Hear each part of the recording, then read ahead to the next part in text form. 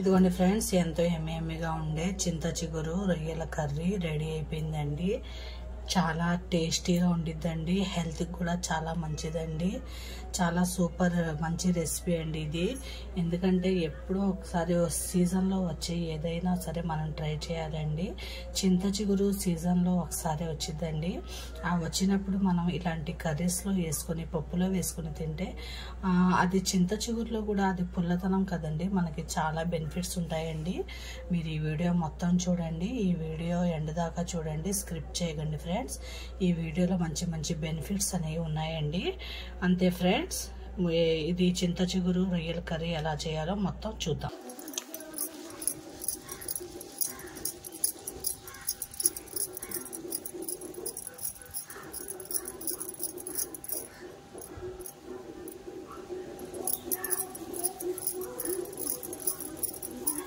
Friends, మనకి ఎంతో benefits ఉన్న రొయ్యలను చింత చిగురు వేసి కర్రీ చేస్తారండి మా అత్తయ్య గారు. చూడండి, చాలా బాగుండిద్దండి.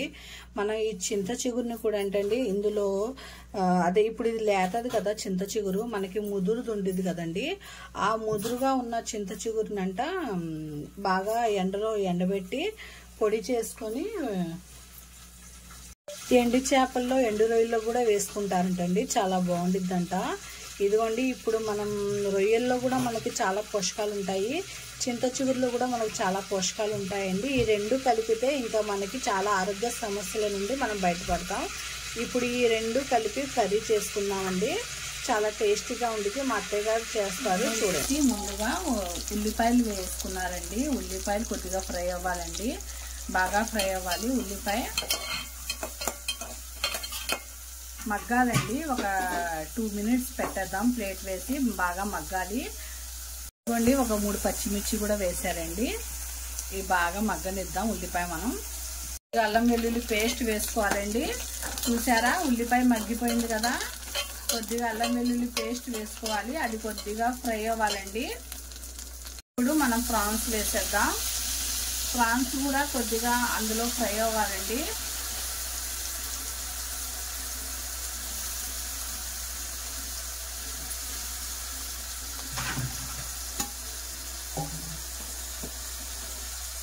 బాగా కలపండి.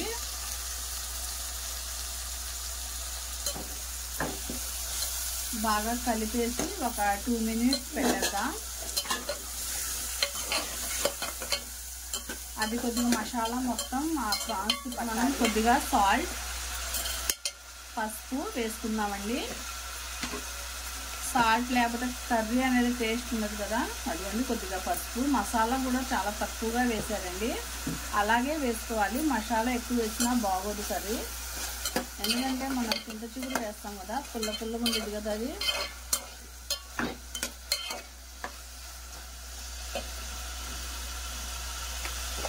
ఇప్పుడు కారం కూడా వేసేద్దాం.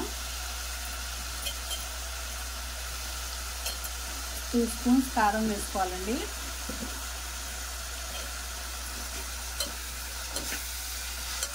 ఇప్పుడు బాగా కలిపేసి నీళ్ళు వేసేద్దాం, 1 గ్లాసు. ఇది కొద్దిగా ఉడికిన తర్వాత అప్పుడు చింత చిగురు వేసుకోవాలి. మనం వాటర్ వేసేద్దామండి, 1 గ్లాస్ వాటర్ వేసేద్దాం. ఇది కొద్దిగా ఉడకాలండి. ఉడికిన తర్వాత అప్పుడు మనం చింత చిగురు వేసుకుందాం. స్లో మంట మీద పెట్టేద్దాం. కర్రీ కొద్దిగా ఉడికింది కదా, ఇప్పుడు చింత చిగురు వేసేద్దామండి.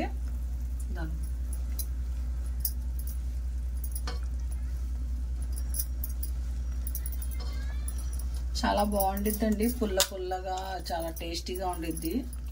చింత చిగురు వేస్తే చాలా రుచిగా ఉండిద్దండి కర్రీ, చాలా బాగుండిద్ది. ఇప్పుడు అన్ని చోట్ల బాగా దొరుకుతుందండి చింత చిగురు. ముందైతే పల్లెటూర్లలోనే దొరికేది, ఇప్పుడు అన్ని చోట్ల అమ్మేస్తున్నారు చింత చిగురు. మంచిదండి, ఏ సీజన్లో వచ్చే మనం తీసుకుంటే చాలా హెల్త్కి మంచిదండి.